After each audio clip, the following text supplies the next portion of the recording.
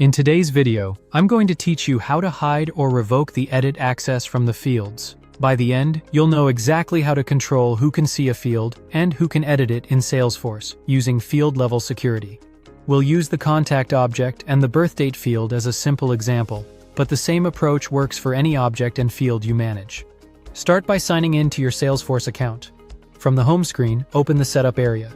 You can do this by clicking the gear icon and choosing the Setup option. If you see an option to open Advanced Setup, go ahead and click it so you're viewing the full admin tools. This gets you to the place where object settings live. Next, open Object Manager. This is the hub for everything related to objects, fields, and their behavior. A quick note before we dive deeper. Field-level security, often called FLS, controls whether users can see a field at all, and whether they can edit it. It sits beneath page layouts and is enforced by profiles and permission sets. In short, even if a field is on a page layout, FLS can hide it or make it read-only for specific users.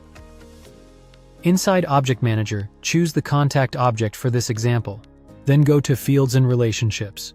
You'll see a list of all fields on contact. Find and select the birthdate field.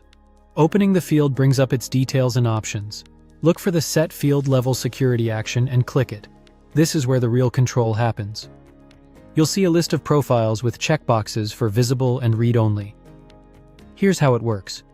If you uncheck visible for a profile, users with that profile won't see the field anywhere, including reports and the API, unless a permission set explicitly grants access. If you leave visible checked but select read-only, those users will see the field but won't be able to edit it. That's how you revoke edit access without hiding the field completely. Keep in mind that some standard required fields can't be hidden, and page layouts can't override FLS. FLS is the gatekeeper. After you've set the appropriate visibility and read-only options for each profile you care about, click Save. Your changes take effect right away and apply consistently across record pages, related lists, and most integrations. That's it. You've learned how to hide a field or make it read-only using field-level security in Salesforce, starting from setup, navigating through Object Manager, and updating profile access on the field. If this was helpful, don't forget to subscribe for more.